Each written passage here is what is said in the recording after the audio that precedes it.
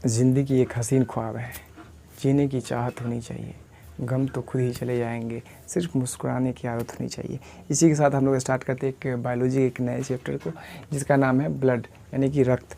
अब रक्त के बारे में जानते हैं कि भाई ये होता क्या है, ये इसका स्टडी कहाँ किया जाता है, इस सब के बारे में एक एक करके हम लोग जानेंगे। ठीक है, तो सबसे पहले जानते हैं कि ये जो ब्लड है इसका स्टडी कहाँ किया जाता है। तो ब्लड का स्टडी सेरोलॉजी में किया जाता है और हीमेटोलॉजी में किया जाता है, जो कि दोनों सिमिलर ही हैं। दोनों को यानी कि ब्लड इस दोनों के बीच का एक कॉमन चीज़ है, जो कि दोनों में स्टडी किया जा सकता है ब्लड के बारे में। और इसकी बात करें कि ये होता क्या है, तो ये होता ये है कि नेचुरल क्लोराइड होता है। नेचुरल क्लोराइड कहने का सेंस ये हुआ कि किसी भी चीज़ को आप छानोगे, जैसे पानी को छानते हो तो इसमें डस्ट पार्टिकल जो भी रहता है वो ऊपर छन जाता है।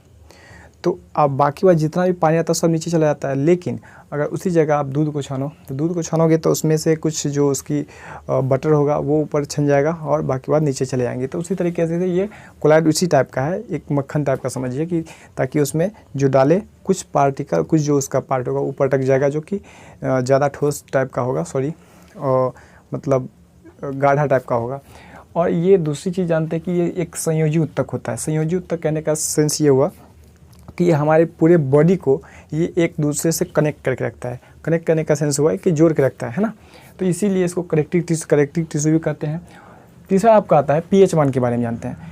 पीएच मान इसका 7.4 होता है, आपको दिख रहा होगा या नहीं, यहाँ पे पॉइंट लगा हुआ है। ठीक है, 7.4। तो 7.4 ये जो कि क्षार में आता है, क्षार होता है 7.4। और ये क्षार ही क्यों होता है? क्षार इसलिए होता है कि अगर आप यहाँ देखिए कि 7.0 ये इसका नॉर्मल हुआ। ठीक है, अगर इस 7.0 से एक भी ऊपर चला जाएगा, अगर ऊपर की ओर जा रहा है तो ये हमारा बन जाएगा क्षार।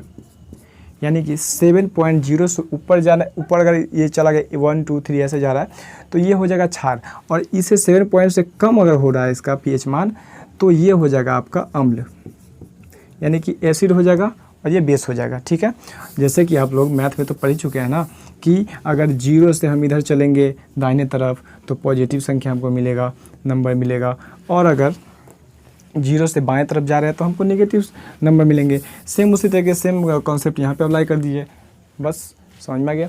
अब आगे चलते हैं, इसका किस में कितना होता है, मेल में कितना होता है, फीमेल में कितना होता है, ये भी जान लेते हैं। मेल में 5.5 लीटर होता है, जो कि उसके वज़न के 7% होता है।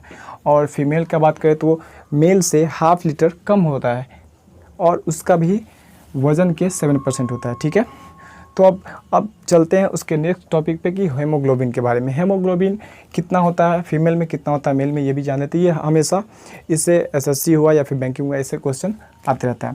तो आपसे पूछ दिया जाएगा कि हेमोग्लोबिन जो होता है मेल में कितनी मात्रा में आता है।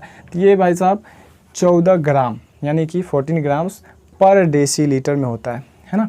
और फीमेल का बात करें तो वो 13 ग्राम पर डेसीलीटर होता है। अब देखिए, अब इसका कम होने का रीज़न क्या है? कम होने का रीज़न क्या है कि मेल में ब्लड ज़्यादा पाया जाता है, फीमेल में ब्लड कम पाया जाता है। तो अगर जिसमें ब्लड कम पाया गया तो उसमें तो ऑलरेडी हेमोग्लोबिन कम हो जाएगा ना। और हेमोग्लोबिन जब भी कम हुआ तो हेमोग्लोबिन से ही तो आरबीसी बनता है, आरबीसी तो ब्लड प्रोड्यूस करता है, तो फिर कैसे नहीं है और ये फीमेल में कम होगा हेमोग्लोबिन। तो इसी तरीके से और दूसरी बात देखिए, हेमोग्लोबिन में पाया जाता है आयरन। तो आयरन होने के कारण हेमोग्लोबिन में, तो अगर देखिए यहाँ ब्लड कम है, यहाँ भी फीमेल ब्लड कम है, ऊपर से यहाँ पे हेमोग्लोबिन भी कम है, तो जब भी ब्लड और हेमोग्लोबिन कम हुआ तो इसमें आयरन की मात्रा ऑलरेडी कम हो गया है ना। तो अब देखिए आयरन की मात्रा ऑलरेडी कम होने से मतलब क्या घाटा होता है, क्या फ़ायदा होता है, उसके बॉडी में क्या इफेक्ट आता है। तो देखिए मेल में अगर हेमोग्लोबिन फीमेल का कंपैरिजन में ज़्यादा है तो इसमें आयरन ज़्यादा पाया जाएगा। अगर फीमेल में कम हेमोग्लोबिन है तो इसमें आयरन की मात्रा कम होगा, है ना। अगर मान लीजिए आप चाय बना रहे हैं, तो चाय बना रहे हैं तो उसमें आप दूध की मात्रा जितना ज़्यादा देंगे चाय उतनी ज़्यादा बनेंगे, और ये तो उसके जो मटेरियल वो तो लगेगा ही।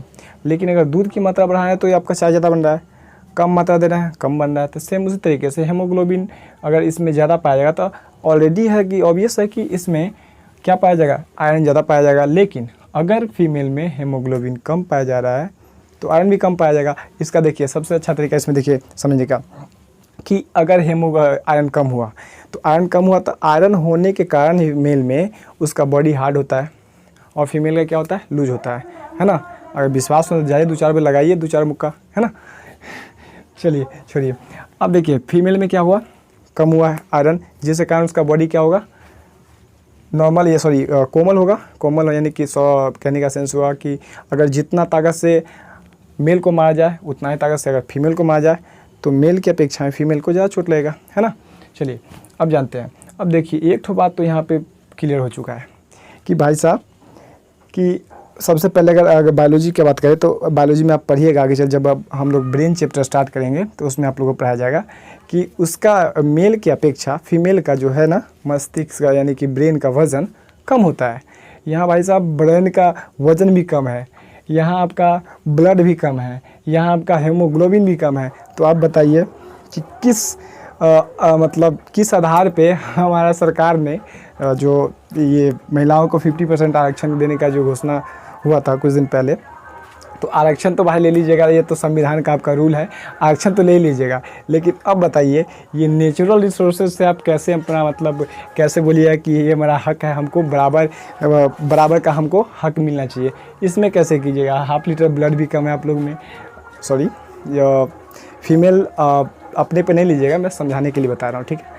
और पूरा सीरियसली मत ले लीजिएगा कि हाँ हम ही को टारगेट करके बोला जा रहा है, ऐसा कुछ भी नहीं है ना, बस समझाने के लिए फ़न है ना। तो देखिए आपका इसमें भी 1 ग्राम कम है, इसमें भी 1/2 लीटर कम है, ब्रेन भी कम होता है। और यहाँ तक कभी कभी देखिएगा नॉर्मली रोड पे कि हाइट भी कम होता है। तो बताइए फिर किस वजह से आप लोग आगे हैं हम लोग से, है ना। सीरियसली नहीं लेना है, ठीक है। अब देखिए अब कोलेस्ट्रॉल की बात करें तो कोलेस्ट्रॉल में ये मेल हो या फिर फीमेल हो, दोनों में इक्वल होता है कि 180 टू 200 ग्राम के आसपास, ठीक है ना। अब चलिए कोलेस्ट्रॉल होता क्या है, तो कोलेस्ट्रॉल वो होता है जो हमें जब हम कुछ खाते हैं जैसे कि तेलीय पदार्थ फैटी एसिड, जो कि फैटी एसिड जितना भी होता है वो हमें कोलेस्ट्रॉल बनाता है हमारे बॉडी में। और वो उसी कोलेस्ट्रॉल के कारण ये जो अगर ज़्यादा हो गया तो हमारा शरीर मतलब बीमार पड़ सकता है, हार्ट अटैक ये सब का बीमारी का ये सब शिकार आप लोग हो सकते हैं। तो ये मेंटेन रखना चाहिए, ठीक है। अब देखते हैं कि ये जो होता है ब्लड, उसका फॉर्मेशन होता है कहाँ, फॉर्मेशन इसका बनता कहाँ है असल में, तो बनता वहाँ है। देखिए पहले 2 चीज़ में समझिए कि ये 2 चीज़ हो गया, एक ये भ्रूण हो गया बच्चे का और ये हो गया एडल्ट पर्सन का।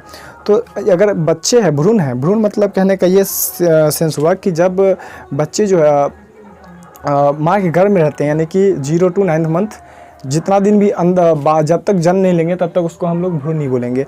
तो भ्रूण जो होता है तो उसका जो होता है ना लीवर में उसका बनेगा, कौन, उसका जो ब्लड फॉर्मेशन होगा वो लीवर में होगा, लीवर के थ्रू, है ना।